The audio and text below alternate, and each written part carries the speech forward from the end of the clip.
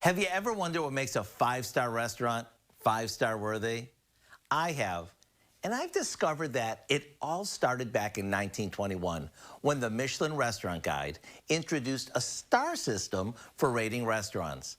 These days, it's not uncommon for us to say that something is five-star worthy when it's really good, just like the recipe we're making today. We begin by dredging chicken breasts in some seasoned flour and sauteing them in butter. Once they're golden on both sides, we take them out and in the same skillet, add some chicken broth, a bit of white wine, some mushrooms that we've quartered, a chopped tomato and onion.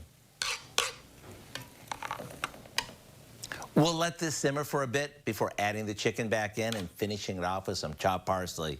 Once everything is heated through, just one taste and you'll know why we think this is five-star worthy. Maybe serve it up with some rice pilaf and some steamed or roasted broccoli and you're good to go.